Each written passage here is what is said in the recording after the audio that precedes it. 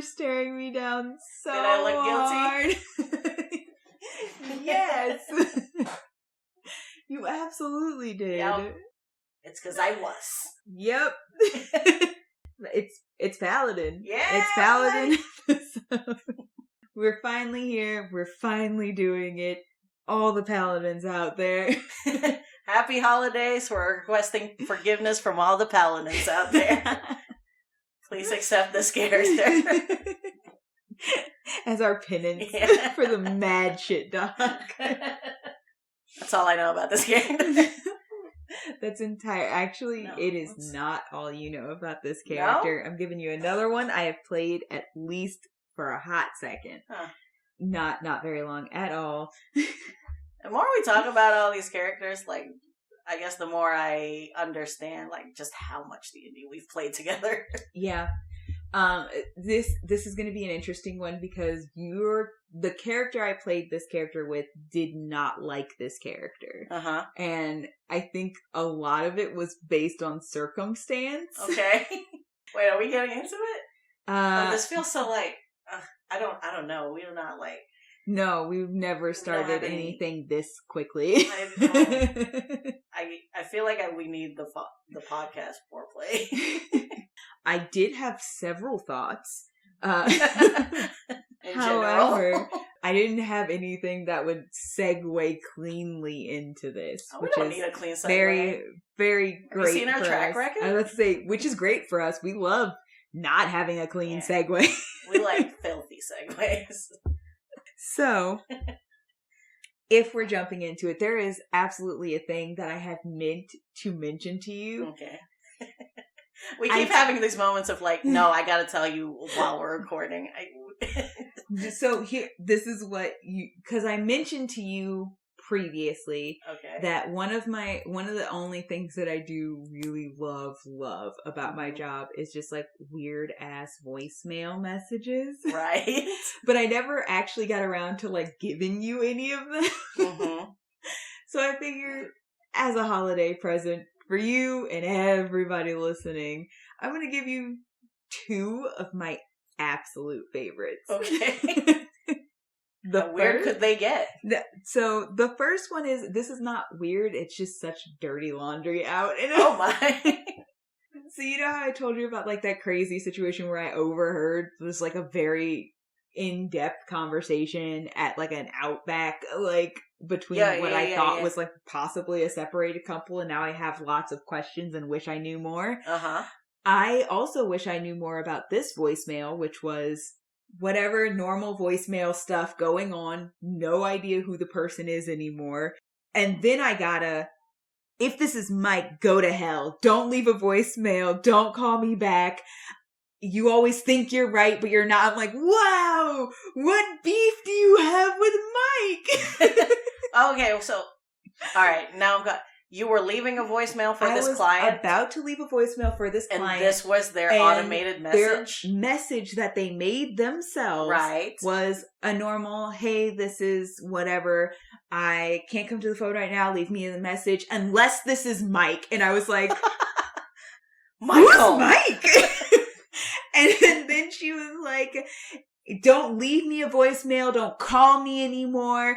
You always think you're right and you're not. It was like she like forgot to be concise and just tangented and was like, I know you always think you're right, but you're not always right. And well, anyway, don't leave me a voicemail.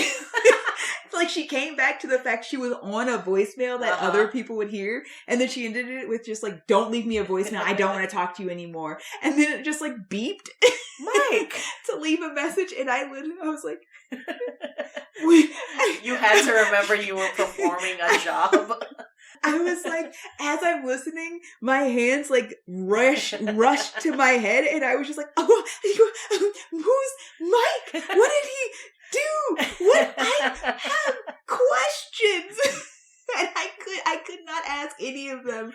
I desperately wanted to be like, you were so disarmed. Hey, this is me from this place. Who's Mike? We really need us to call you back. Like, we have some stuff to review. It's so important, but also, what's up with Mike though? What's going on with Mike? Are you okay? You good? You want to talk? Girl, I'm looking at your file right now. Like, I know you're not good, but like, what up?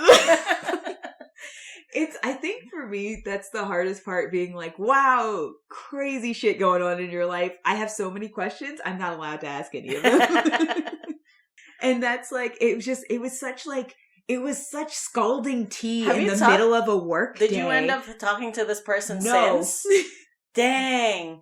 No. Because I could just imagine just like the pregnant like silence of the mic situation as you're talking about like professional stuff. I truly, truly wish I had ever had a chance to have a conversation with this person. Never happened, but I if you're out there, I have questions.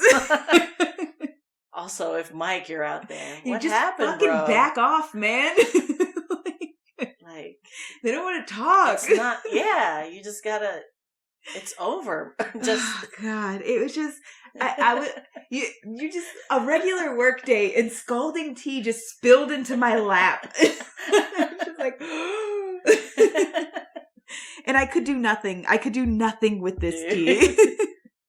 That's really fun. I love voicemails like that. Mm-hmm. On the flip side, there's also this kind of voice, because there's also this person whose voicemail was just music, and like it changed about once every 2 weeks. So I was always vibing, like leaving I never got them on the phone either. It's but it was music like and then it was tone.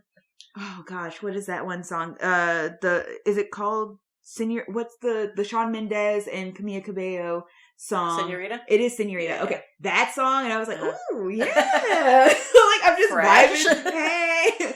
And then it changed to, I think, a Weeknd song. Like, so like every time I called and like the music here, I was like, oh, it's you. That's a great idea, though. And it was fun. If I actually took the time to set up my voicemail, which I don't, you're going to get the robot girl. Oh my God, that's hilarious. I would totally steal that. Yeah, like there was no, hey, this is whoever leave a message, and then music. It was just, all you get is music to vibe to, and then the beep will hit, and you leave your message. And it always put me in a better mood, because I was like, sure. I had a small vibe going. And then the last kind that I also really enjoy is there's this person who's been with the company for a while, but never answers for the reason, like when we call, never answers. So I always get a voicemail, but every time I get the voicemail, it just tickles me, because it's always like, hey, leave a message. And if this is a bill collector, I rebuke you in the name of Jesus.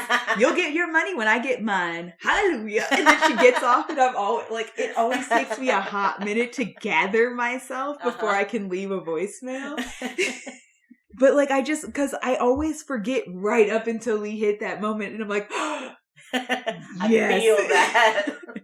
And I'm like, I know why, because like, I know where you're at, girl. I feel you. I love that. But it's just so funny. And so it's like I forgot, like, this is a thing other people are going to have to listen to as well. So I'm about to spill all my tea just for anybody who has to leave me a message ever. And then, like, also just, like, the little extra bits that are unnecessary but very funny. Like, I've been getting too many calls from you people, and I'm over it. Yeah. So hear me. This is so creative. Like, I've never thought about these sort of things to do with the voicemail. No, I highly encourage the highly detailed messages. I'm not gonna lie. I love, especially the messy messages of just like, I'm mad at you, stop calling me. You sound fun. They're so good. They just break up the monotony of my day. Question. Are we signing off today with fuck Mike? Or no? We don't have a stake in this. Listen, I don't know what Mike did, but I also feel like maybe he needs to be told to back off. I think he deserved it, honestly. I want to know the tone. I want to know the intonation. Like, she just sounded so done. I know you think you're always right. And I was like, ooh, Mike. Bruh. I don't even know what's happening, but I'm not on your side.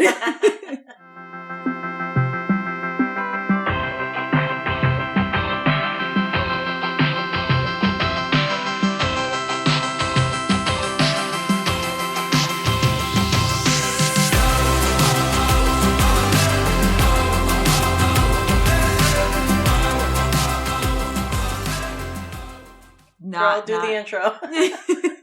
No, yeah, I'm not said yet. Hey. I'm sorry. I guess today I seem to be your rowdy rogue, Oreo. And I'm your diligent druid. Like most paladins.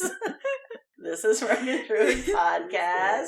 Welcome to the party where we talk crazy business about people's voicemails. Mm-hmm.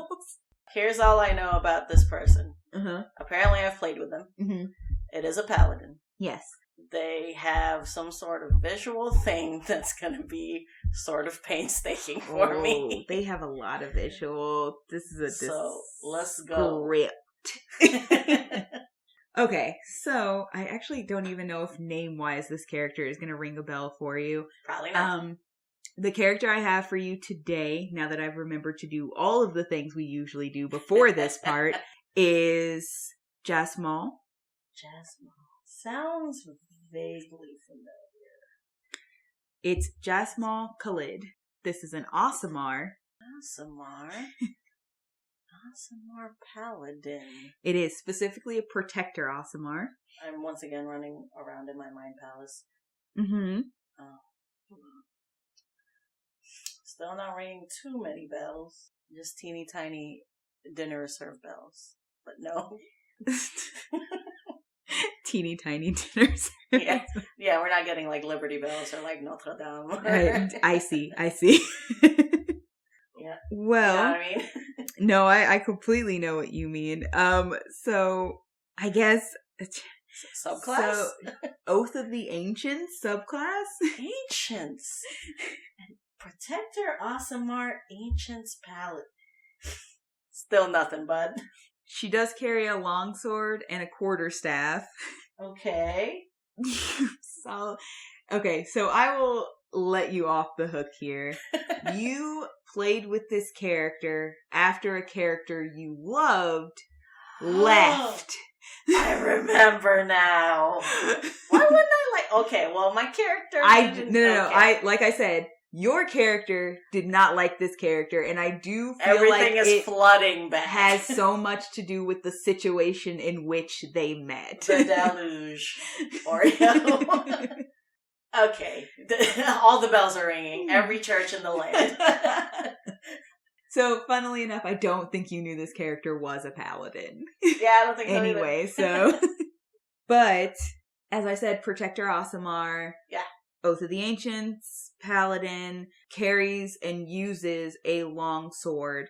And then she also does obviously have a lot of spells that she uses and does.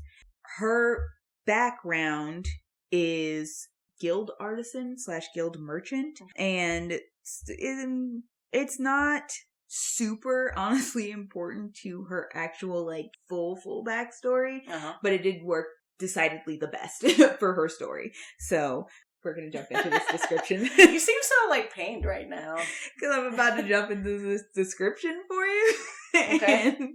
The physical one. It's gonna be a lot of fun. A doozy of a description. A doozy of a description. Wait. I should also explain this because this is actually an important piece of information. Obviously, as a paladin, religion matters a little bit more. As I mentioned before, paladins and clerics are probably the only people, unless I have a character who is deeply into a religion like we did with Sappy. I did mention some sort of worship. Mm-hmm. They're probably the only ones I'm going to mention a god for because I feel like everybody is going, if they care to, will pick a god that they worship. Mm-hmm. I like to do so for flavor texting, essentially. It helps kind of round out my characters for me. Yeah. It's super not necessary, but obviously if you have a paladin or a cleric, it matters a lot more. So she worships the Wild Mother, Melora. She worships Melora. Love Melora. I know. See, like I said, I think the character herself is somebody you would enjoy. Yeah. But I also think the situation in which that character met your character was not conducive to being the friends. word I would use to describe the situation in which we had to meet is ugh. Yeah. The foundation itself was bad. Yeah. And nobody was happy at the idea of me not being the character I previously was. we simply cannot, well, you tell me how much we can get into it, but it's like, it's a whole thing. It had to do with like, this campaign or this thing we were running was like our first character death. It was our first, like, character switch out. Mm-hmm. It was at the beginning of the lockdown. It was 2020. Yeah, it was a lot of stressful, so like even real life things. Like circumstances just were not conducive to a lot of like accepting of these hard things that were that were happening in game also. So that was unfortunate. Oh, so unfortunate. Because the thing is, I think as I describe who this character, maybe, but I think like as I describe who this character actually is, you will get a better understanding of who she is, and probably won't have an issue with her the way your character did, because you were like, I lost my friend, fuck you. I don't even know you. Yeah, I was playing a cleric. I remember this character had some stances on religious things, and I was just like trying to suss out how well my character would think. No, it was in a bad place. I was in a bad place. I think it's going to be very funny when you actually hear where all of these things that she talked about come from, because your character had no idea, and my character was trying to explain, but the conversation had originally been between her and another Aasimar character, and then, like, because she was kind of like, so I will get into it just a tiny bit right now before we actually give a full backstory and everything like that, and I get into the description for you. Basically, my character was saying, like, it's okay to understand that, like, we as Aasimar aren't actually ever going to be perfect because humans are inherently flawed and we are still part human. Mm-hmm. So, like, honestly, with the gods or with the pressure you were given by a celestial to be perfect, it's kind of unfair because it's not something you can attain. Yeah. Which is essentially the stance she was taking. But the character she's talking to, who was played by Zav's character, is very hard-headed. Yeah. And so it just ended up being like a circular conversation. Her being like, I'm not saying it's not okay to try for perfection, but I'm also saying you could destroy yourself trying for perfection and never reaching it. Yeah. Because you probably won't ever reach it because we are inherently flawed creatures just by the human nature of us. Yeah. And so, like, it just became this very, like, roundabout thing. And because every other character except for her, who was just, like, fresh-faced and coming into this without any emotional baggage, and was just like, you know, I've been around the world, my wisdom and my life experiences have, like, showed me, like, it's okay to, like, accept, like, a lack of perfectionism and blah, blah, blah. Like, everybody else was like, we don't want your fucking truths right now.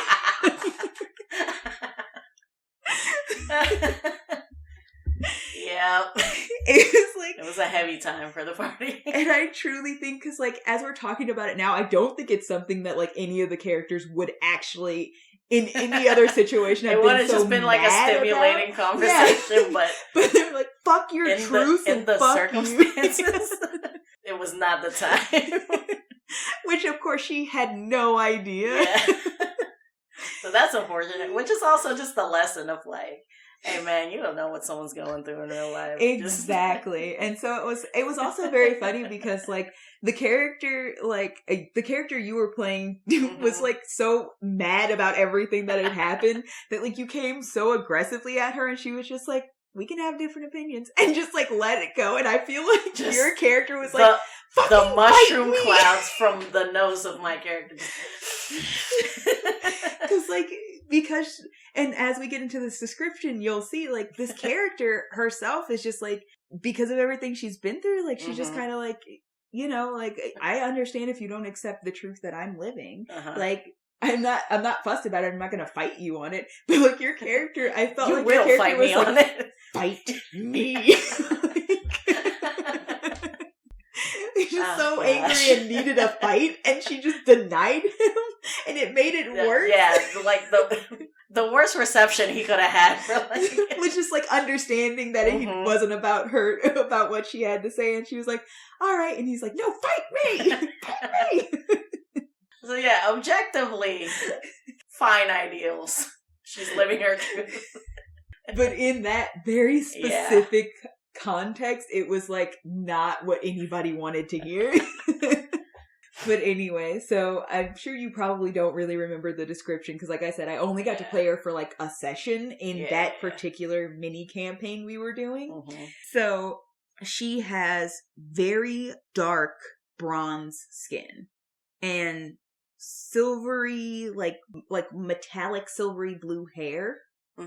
That's long and wavy and silver eyes, and her eyes do have a separation between like the sclera and the iris. There is no pupil though. Her entire, like, this is why I said this description is so much, and I didn't think about it when I picked this one. Okay. But, like, her eyes basically look like full moons. Okay, gotcha. So, like, you can tell that there's a sclera and there's, like, an area that is supposed to be, like, pupil iris situation, but it's basically just, like, this sort of, like, almost milky moon situation. It doesn't you don't actually see the actual pupil. And what's the sclera? It's just color? white. Just white? Yeah. Oh, I got you. Yeah. So it's kind of like I got you. Yeah. She is a little bit older, around like 26, 27, heading closer to her 30s. 5'5", so around the same vein most of my characters are, because I don't know what it's like to be tall. And then about 130, so she's very averagely built. Yeah. But a bit more muscular, obviously, as a paladin. And then she also, and this is where the description gets just a little bit more complex. Okay, I was about to say, yeah, doesn't seem too bad so far. She does also have these freckles that look like little constellations across her, like on her face. Okay. And then also, obviously, as an Aasimar, she does get wings. Yeah. And her wings are honestly my favorite part because they look like a galaxy. They're like galaxy wings. Oh, okay. And honestly, that's where it gets way more complicated. The constellation freckles and then the galaxy wings are the biggest part. It's fine. She does not have a bad taste in my mouth at all. I don't still hate her. Trying to be objective, but also thinking about that time. Yes, I know. But so I picked this character specifically because Zav's character at the time, which was the other Aasimar, had like very like opposite view of like, like perfection and destiny. Being an Aasimar and destiny. Yeah. And she's just kind of like, I just want to vibe and like do the things that I want to do for the world and be good because I want to be good, not because I feel like I have to be good. Right. Basically. And so, but also he had like a very warm aesthetic, very like almost sun-like aesthetic. And she was a very like cold night moon kind of aesthetic. So there was like this very aesthetically pleasing juxtaposition, not just between like personalities and how they look at being Aasimar, but also their physical appearances, because he was very like gold and bronze, like light golden bronze and like golden eyes and hair and all that stuff, where she's like this very like soft, almost blue, silvery moon like kind of aesthetic, which was very fun to me. Also, I really just like, because his character had this big thing about not having wings, and then she just like pops hers out at one point while we're in. He's like, what the fuck? Why does everybody have wings but me? But since I did mention, like, obviously she'll be more muscularly built, I should also say, so for her actual stat block-wise, I did obviously make charisma the highest thing that she has, because Paladin. She's still a Paladin. And then second and third are constitution and strength. Okay, flip-flop them however you want, but she is much more, like, physically fit and active. And then I gave her pretty middling everywhere else. So like it does not matter which way you flip around. Dex probably doesn't need to be too high, honestly. I do feel like because of her backstory, probably put wisdom somewhere closer to right underneath that con strength situation. And then like dex and intelligence, whichever way you want to play her that way, go ahead and go for it. Especially because she's using that long sword and the quarterstaff. She doesn't need to be exceptionally dexterous to wield either of those. And then for most of her, I will also say, obviously, as a paladin, like, the spells matter, do whatever you want, but I did give her mostly things like heroism and compel duel. Yeah. And obviously I gave her, like, cure wounds for, like, heals and things like that. Well, that's just good, mechanically. And then obviously definitely give them always give them a smite.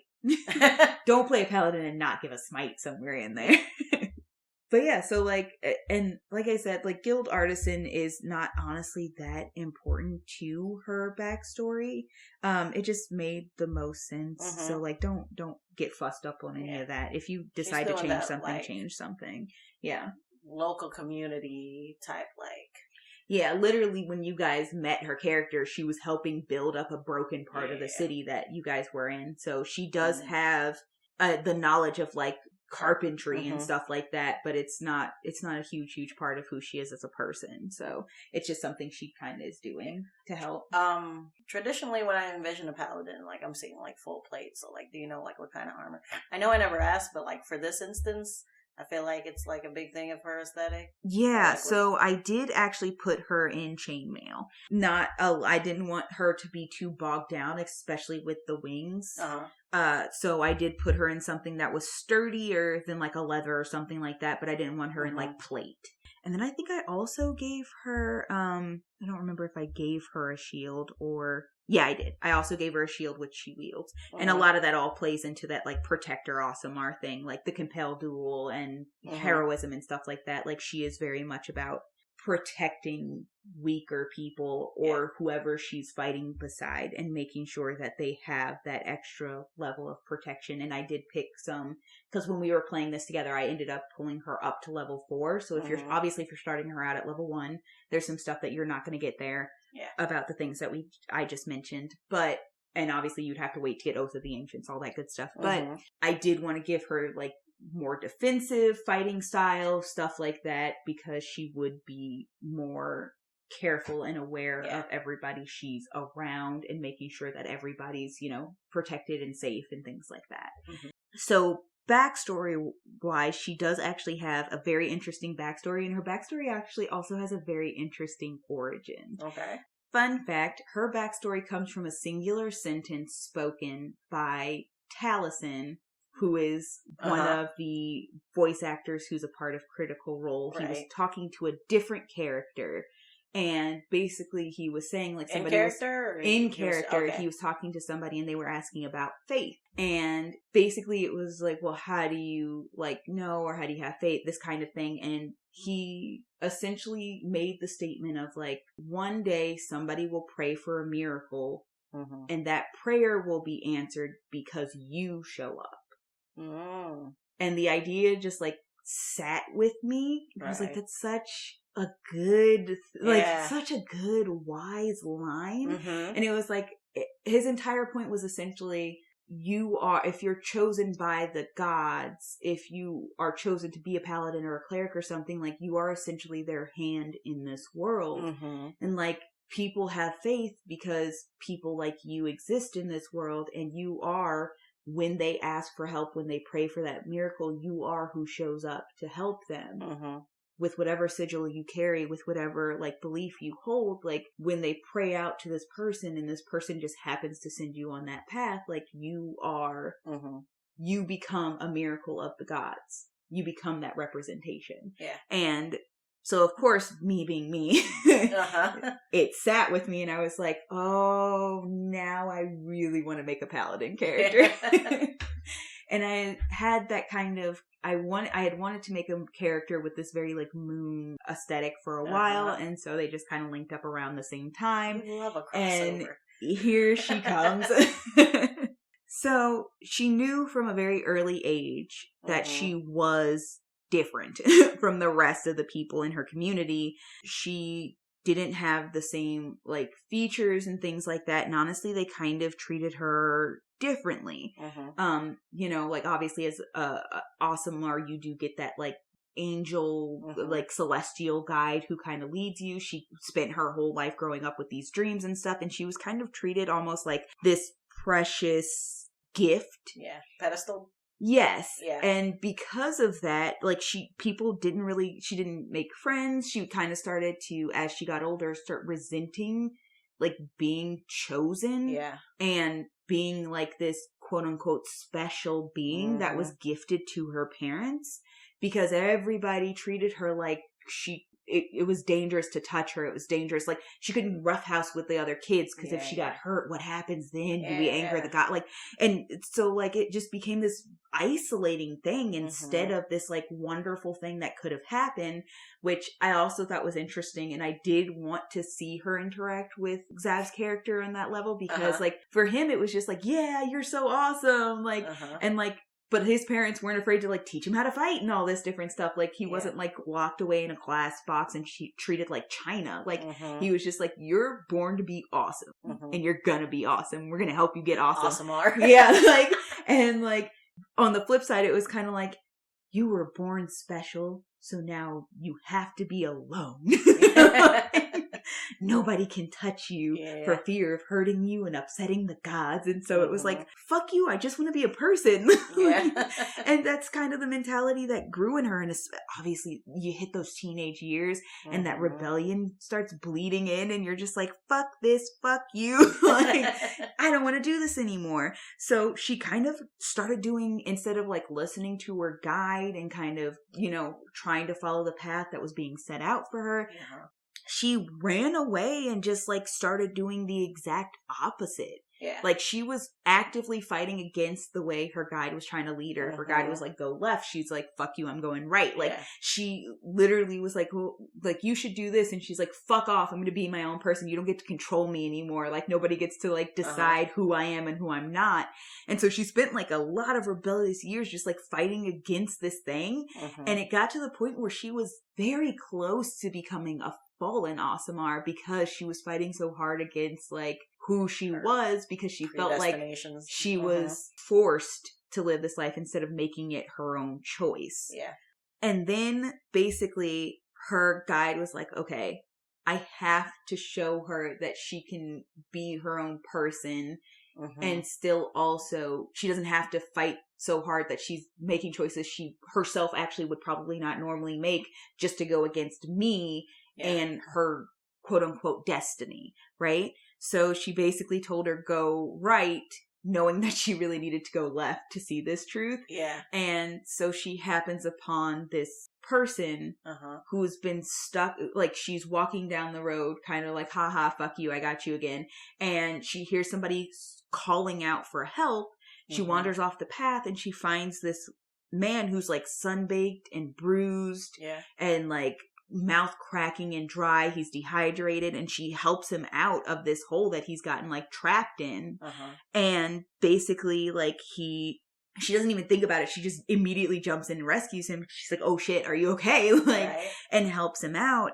And once he's out, he just like starts sobbing and holding her and thanking her. And basically she finds out like he's been in there for days and he was like, he was at the point where he was like, nobody's ever going to find me. And he was ready to give up. And essentially in comes that one statement. He prayed one last time, like, please, just anybody, please hear me. Like, I just need, if anybody's out there, if any gods are listening, please, I just need a little bit of help, somebody. And then she showed up. And it was like such a turning point in her life. Like, the biggest moment of her life is just this like, all right, you think you're being a smart ass, but I'm going to get one over on you and show you why who you are matters. Yeah. And also still let this be your choice. Because, like, she could have just not helped him still. Yeah. Right? So, like, she got him back into town, got him back to his family. You know, she has this conversation that night in her dream with her guardian. And basically she tells her, like, she tells her exactly that. Like, people will always be praying for miracles. People like you are born because the gods can't do everything. They need other people who can also do these miracles. It has to be your choice because you could easily not be this person if you didn't want to be, but you did help you didn't have to help him, even though you heard him calling for help, and you still did. So I think you are this person, even though you're fighting against it. We don't have to do this whole, like, you have to do this, you have to go here, you always have to follow this path. Right. But don't fight against who you are. Mm-hmm. Like, that man would have died in that hole if you hadn't showed up and you hadn't been the person that you are and you hadn't helped him. So who do you really want to be? And so basically she was like, okay, like, I don't want to do this thing again where people treat me like China, and like, I don't have friends, and I don't like, and it's always just like all about my destiny. And she's like, I just want you to go out and do good. Yeah. And she's like, I only want to help people who don't have help for themselves, like who can't help themselves. I don't want to be helping like kings and knights and like all these other people who have plenty going on. Like, I will help people like him, the people who don't have help, who don't have anybody who has their back. Mm-hmm. And basically they just came to an understanding that night where it was like, her guide basically like, that's all I ask of you. Like, that's all I want for you to find where your passion lies and follow that path. But don't pretend that you're cruel if you're not, just to spite me. And she was basically like, I want to fight for the light that exists in this world, which is how you end up in the Oath of the Ancients path of Paladin. Yeah. Because the Oath of the Ancients is very much about you fighting for the goodness in the world, the goodness of nature, the goodness of people, like the beauty that you see all around you in the natural world as it exists, fighting to preserve that, fighting against anything that could destroy that. And that's also why the goddess that she has chosen is Melora, because she is very much a goddess of like just the beauty of nature and the beauty of life. And that's basically what she wants to fight for as well. The beauty of nature, the beauty of life, the beauty that exists already. And the people who don't have the strength to fight for themselves is a part of that. Like, these are good people who don't deserve to be downtrodden, who don't deserve to have their asses handed to them and stuff like that. And she's like, I know I have the abilities and the strength to fight for them if they can't fight for themselves. And that is what I will agree to do. And so basically I just started thinking about, like, truly under a different circumstance, she would have been received. So I know, that's exactly why I was saying, because I do think when we first started the conversation, I was like, I didn't expect this to be a conversation we had upon first meeting each other, but also two, was like, this was not a conversation that anybody wanted to hear right now, but this is who she is as a person, like, and this is how she would answer. And so it was very funny as a player to be like, this is digging the grave of a character that I do actually really like, and I think she does have a really wonderful like stance and idea about the world, and an interesting past that led her to where she is now, especially as an Aasimar, because I do find that like playing an Aasimar, a lot of people are either just like, haha, like, I'm holy and that's awesome, or like, fuck this life and fuck the gods, and like, I'm fallen and edgy. Like, there's not usually like much of an in between. So having a character who like almost walked the path of a fallen, and then also like found her way and was like, that's not who I am. But now I know who I am and what I do want to fight for, instead of just being like, I'm fighting for whatever I'm told to fight for. Like, which are, still valid. Like, that's totally valid as a character. I wanted something different, especially if I was also going to be playing a paladin. Because I did like, there are a couple of paladin oaths that I really like, and then there are some that I really can't vibe with. So like stuff like glory and all that stuff, I can never like bring myself to vibe with. But like ancients is a great one. There's a couple others that are just really fascinating and interesting to me. Like redemption is one. I would love to make a character who's a path of redemption, because that's really interesting. That's a really interesting like storyline to have to create to get to path of redemption. So it's a very like Xena situation, I think. But like, the character has such an interesting story, but like everything that was going on worked against her and everything she stands for in a way that like, if she had just been the character I started off with, I don't think anybody would have been bothered by her at all. Sure. We would have just been like just this like holy trio. Honestly. Like, I think she would like different aspects of like, we all handled it so differently. But shoot, I lost it. I had it. It's gone. You go. But yeah, I honestly do think if I ever played with this character again with either the character that Zav was playing or the character that you were playing, I do think they would be a really interesting group to like mesh together. So like there was a part of me that was like, oh, I almost wish I had played just her from the beginning. But the flip side of that was I did also really enjoy playing Edie. So I don't regret getting to play Edie, but I think what I regret actually is picking Jasmal to take her place. Because I don't think that was the right character to take that place. I just wanted to test her. I was really curious and excited to test her out. Because I had made them around the same time. And I had actually, I don't think I told you this, but I had been flip-flopping between which one I was going to put in for that mini campaign. And then I picked Edie because I just was like, you know what? I haven't played a character who's just like very fun and lighthearted. And I would love to play one of those. So I'm just going to like, you know, do something fresh. And so I picked Edie. And then when everything that went down in that campaign went down how it went. And because of the combination of like losing somebody and then losing somebody else in an entirely different way. And then this new character who comes in is kind of just like life happens the way it happens for a reason. And nobody wants to fucking hear that right now. Entirely what happened. Yes.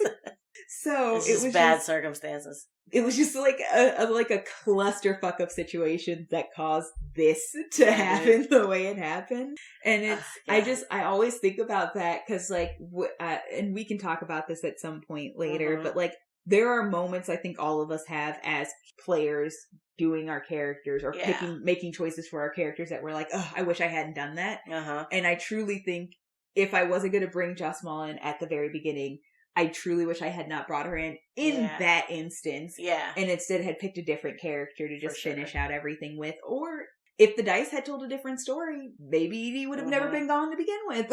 I don't know. But ultimately it's the dice as well. But I remember what I was going to say, like that's a quality quote.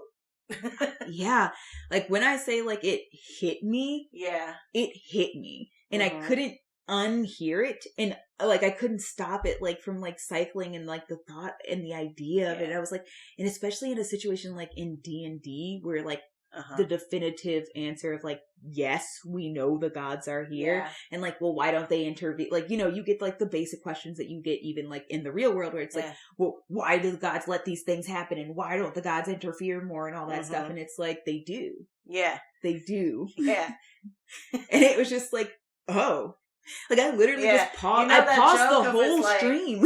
You know the joke where the guy is stranded on an island and, like, a guy on a rowboat comes and is like, hey, you need a ride? And he's like, no, I asked God to save me. And then, like, a cruise ship goes by. Or, like, a whale goes by or whatever. And, like, he eventually dies. And when he reaches heaven, he's like, God, why didn't you save me? And he's like, I sent you 3 boats, my guy. What the fuck do you think the boats were, dude? But also, I think it's in the same vein. You can tell me if this is like does not correlate to the same conversation, but like I read somewhere, probably online, so I read something online. Grain of salt. But somebody was discussing, like, explaining why they believe atheists exist, and it was like this religious person, and they were like, the fact that atheists exist is such a good and powerful thing, because if someone is trying to be a good person for themselves and for their community without fear of like the afterlife and all these repercussions of their spirituality, and they're just being a good person, that's amazing. Of their own volition. So I think it's also in that same vein of like, you gotta choose your contribution. Yeah, exactly. And I think it's really interesting because Jasmal is one of those characters who it kind of, the inherent problem of it, because I do think if I hadn't had the backstory the way it was with like how she grew up as a child, she would have never really run into the same problem, or honestly in my mind it wouldn't have made the same sense for her to have the same almost resentment at the very beginning towards what felt like it wasn't like the lack of a choice. Like she basically spent her whole life watching what felt like all these other people having a choice in their fate and her not, like having just been born without one. And that came from because this was my first Aasimar character that I created. And I had this thought or idea of like playing with the idea of a character who was, because of the nature of how people look at Aasimar, like because of how it's described even in the PHB, or I don't remember which one. I don't think it was the PHB that they're in. No, but like because of the nature of how they're described in source material for how they come along, like there is an inherent almost lack of choice being placed upon this newborn baby. Like I picked this one. And then like you have to understand that like, and I was playing also with the idea, which is why this came up, like they're still part human though. Like they're not fully celestial, so like they can't vibe with the idea of just like, nope, this is your fate and you must do this thing. Like humans inherently desire free will. So I played with the two like warring sides of like, this is your fate, and like because a lot of human parents would see this as a miracle, like, oh my god, we were picked to raise this celestial baby. We must be wonderful people. So now we're gonna push harder into this, like force them to lean into this. And like as a child, then watching like all these other children who get to do normal children things and make normal children choices and being like, nope, this is your one and only path that you're allowed to pick, becomes a prison instead of like encouragement. And that's not to say her parents were bad. It was just they didn't realize they were going about this the wrong way. And that's also something that I think is important to note, because this is one of those characters where it's like you could easily make these parents very almost vicious in a way, like too overbearing, too cruel. And this is just a case of like good intentions, wrong path. And that's also super important to understand, because it's not like she has hateful or terrible parents. She has very loving, kind parents. They just they're not equipped. They just didn't understand what they were doing. Like they pushed too hard into this like celestial being part of her and didn't realize like they still had a half human child on their hands who needed something different as well. And if they had like nurtured both sides and been like, it's always your choice, but maybe you were chosen for a reason. Maybe you're just inherently good and they saw that in you, you know? And that matters too, right? Like that, it's probably an entirely different person. Probably would have been way more like Gaius, who was Zav's character, who was just very like super excited to be an Aasimar. I'm ready. Absolutely, let's do it. Like instead, she was just like, I am now at a place where I'm like, I understand the two sides of myself. I accept the two sides of myself, and I will live with them coexisting the way they exist. I am a good person. I desire in my heart to do good for people, especially people who can't help themselves. Like I care about people who are struggling. That's why when you happen upon her, there's nothing she's gaining from like helping rebuild these houses or anything. She just ended up in a new town because she just ends up traveling with the skill that she picked up along the way, and like is helping any way she can wherever she finds a place that needs help. So like she happened upon this town with this really fucked up side of the city that had been destroyed, and she was like, I'm strong and I know how to build a house so I can help. And that's what she did. Like, so like, that's why they happen upon her doing nothing really. Like essentially in terms of an adventurer, nothing. She's just here helping. But also she's like, but I'm not going to try to be everything that they might think I need to be, because this should be enough. And I'm never, like, if I force myself into the ideal that my parents started building for me, or even probably the actual celestial who booped me, picked for me, like, I'm never going to be satisfied with who I am, and I'm never going to be able to reach that. And so I'm always going to feel like I'm lacking, and I refuse to live my life like that, essentially. So like, this is just like a really weirdly like accepting and understanding of the entirety of who she is type of person, which is either really healthy for somebody or really grating on somebody. But you've already done like the whole internal conflict thing as her backstory. So like, where would you see like taking her personal arc? So it's super funny because I honestly feel like she's a character who might not have a personal arc outside of just, like, helping other people. Like, so I think because I inherently gave her a task that was helping anybody who needs help and who can't help themselves, if you give her a task that requires her help, that requires a lot of steps, but she knows the person who needs it done can't do it for themselves, she's going to take on that task. Right. Even if you give that to her, like, beginning of campaign, that is her whole task now because she promised to help this person and she's going to fulfill that promise.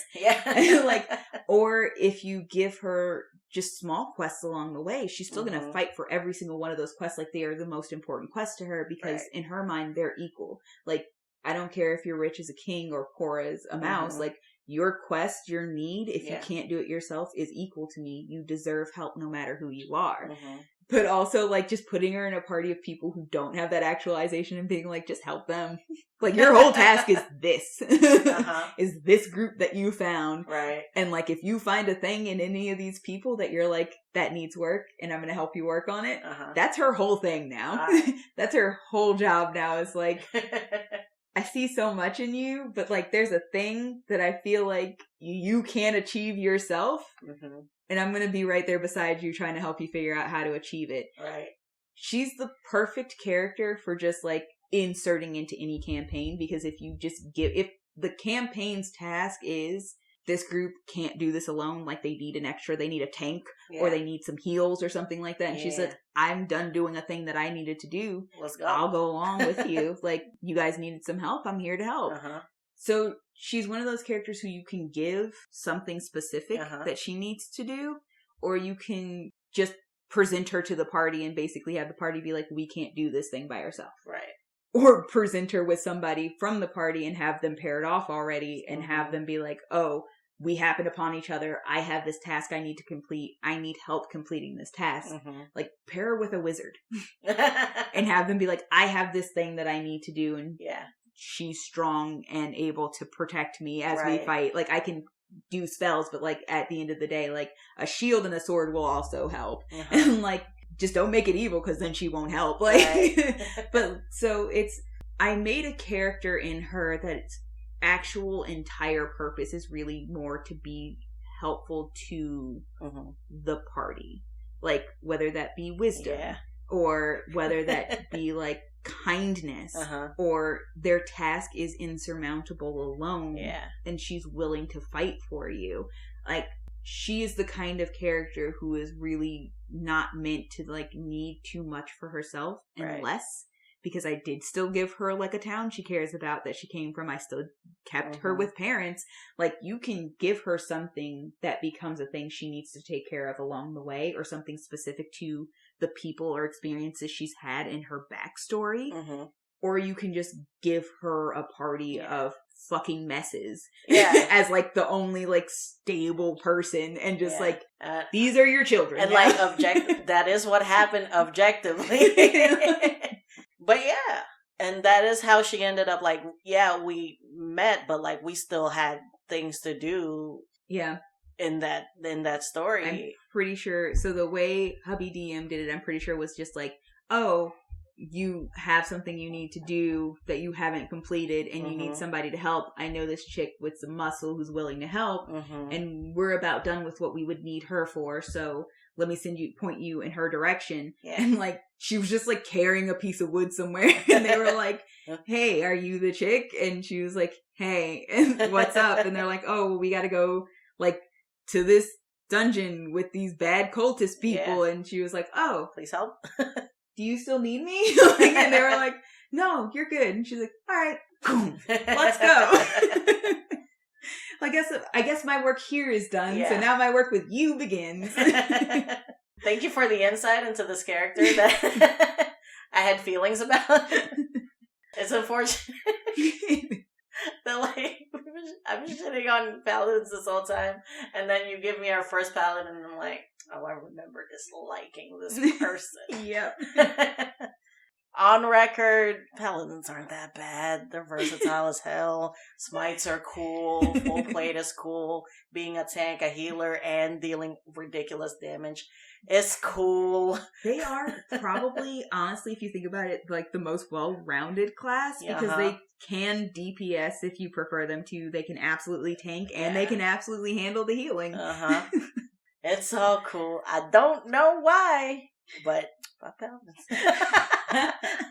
But yeah, like I said, I do think if it weren't for the situation she was met in by that group of characters, it would have been completely that time, it would have been a completely different for sure situation with each other. But I do, so really, like, this is a character who you could still have warring with those because like she's decided this is who she is and this is what she's gonna fight for, but like you can also still have her have disagreements with that. Who's like, well, I really think you should do this, and she's like, I thought we had a fucking agreement that I still make my own choice, and she's like, I understand that, but I really think you should go here instead.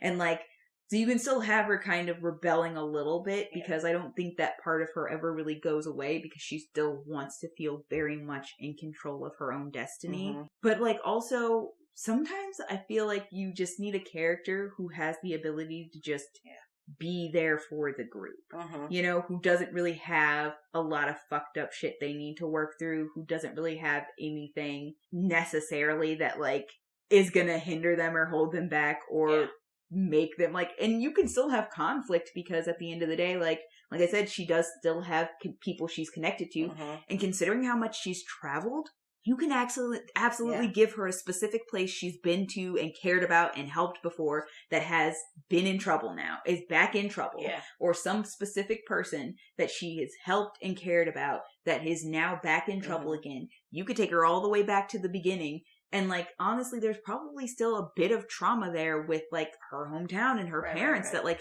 she's okay with who she is, but, like, she hasn't worked through that relationship with her parents and what built her into who she is now. Like, that is something that I don't ever mention. She doesn't round back to home. She left as a teenager and has been doing this on her own since she was a teenager. And now she's, like, 26, 27. So, like, she's been on her own for about a decade at this point and has never gone back and reconciled that situation. And I think you could play a lot with that. And in both an emotional and a physical sense, if you have like a town that just like has gone to shit or is under attack or controlled by something else, and now she has to like fight to save the town, and then you can play with it just like reinforcing everything they've always thought about her and like treating her different still, and she's just like, fuck, like, stop. This is why. Like, but now, like you reminded me of like another string a DM could pull on, where it's like we were playing like you and Zav were Aasimars, and I was a cleric, and like you could just do like a really just holy celestial campaign where like, you know, messed up stuff is happening in like Mount Celestia, and like and maybe your angelic or what are they called? Your spiritual celestial Gaia, or whatever. They might be compromised now, and like and you know, Zav's character also had a guide, and like I'm pretty sure his backstory things was that could his be guide messed was up actually in those outer his aunt. planes too. And like you could just do like not even like material plane. Go venture to all those like those outer planes. And, that would actually be a lot of fun. Very, very happy. Big damn heroes type. Absolutely. But I think like her personality is pretty actualized. Like her biggest emotional baggage is going to be like her parents. Because like I said, a decade out, she's not returned ever, and she's never confronted them about why she left in the first place or what set her into the situation that she's now into. So like that is definitely like an unresolved issue because she's become kind of like secure and confident in who she is. She presents very like calm and wise and charismatic and like all together, but I would love to see her go back and just like fully fall apart. You know what I like? I just like, why couldn't you ever just let me be a child? And if you wanted to hurt her, make it impossible for the parents to understand. It's like everything that she's done and all the work she's tried, you can and see like all the growth even that like you've had, the eloquence of like understanding how to explain this, and just doesn't matter at all. They don't see what they did wrong. Mm-hmm. Oh god, that's rough, but just like being at an age where you're like, I've come such a long way, and then just being thrust back into a situation, just feeling like a child again. Yeah. A child who is not being understood again. And just, I think it would also be really interesting to do, just because, like, as a character, I do think she would end up being the type of character who is very, I'm here to, like, help you, and here's my wisdom, and, like, all the things I've been through, and, like, she had so much of, like, current her is very put together and wise and has everything together. It would be really important and impactful for the party to also see, like, I too still have trauma I cannot seem to get past. So that's her? Yep. That's what she was about? That's what she was about. Oh! News to me. But yeah, like, I really enjoy this character because it is a very interesting concept. I love every aspect of the concept, and I like the idea of just being a character who's just like, I'm just gonna mom the fuck out of this party. I can't help it. I'm just gonna therapist this party whether they want it or not. Before we, like, we've forgotten to do this, or at least I have for the past few, but like, what's our lesson here? Oh, we do usually give a lesson. Yeah. Well, okay, here's my take. No matter what you think you're born into, be a good person. Yeah, honestly. We've always rounded back to don't be an asshole. Here's the thing. Most things can be solved if you're not an asshole. Like, honestly, just, you don't have to be a shitty human. Yeah. Like, you can be nice. You can make the choice to be good. And also, it's also not great to, like, carry the weight of your whole community on your shoulders. Yes, absolutely. Even just your family on your shoulders. Yeah. Like, you gotta find your own way. Be nice to yourself. Be nice to yourself. Don't be an asshole to yourself either. Don't be an asshole across the board. Solid advice. Not to other people, not to yourself. Yeah, that's a good lesson. Yeah. It's my favorite lesson. I really think it would solve a lot of things. Oh my god, it really would, though. Just, doesn't take a lot to be kind. Say it again for the people in the back. The people that need to hear it are not listening currently. Yeah, that's fair. But they could be if you guys... That was the shoddiest segue. Dude, that segue had a missing wheel. Like, it was bouncing around on a rickety road. Anyways, what I was trying to say is, please tell your friends. We are still, if you're on Twitter, which we're absolutely not, but if you are, tweet about us, I guess. Yes, you could give us a hashtag. We don't have one. I don't know. Rogue Druid? Actually, we do on Instagram. We do? Rogan Druid and Rogan Druid Pod. That's news to me. Well, I make all the tags, so. Well. And I copy and paste. Yep. But yeah, look in the description to get our links for our YouTube, for the full reaction of Jasmal speed draw, and if you want just the picture and our beautiful voices, I guess you could go to the Instagram for the final product. Yeah, if you haven't heard any of our other episodes, or you want to keep listening, we are everywhere you can find a podcast. Apple, Google, Spotify, all the goods. But yeah, give us a rating, a subscribe, a like. We're enjoying looking at our little analytics map. Oh yeah. I'm still wondering who Malaysia is. Hello, Malaysia.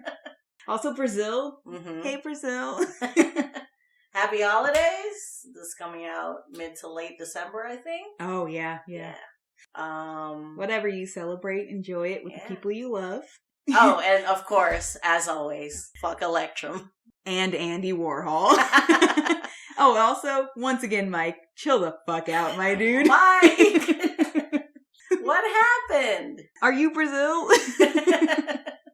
Malaysia? Oh, Belgium? Hey. Is Mike there? Is that what happened? I don't know. We must go. Bye, party. Bye, party.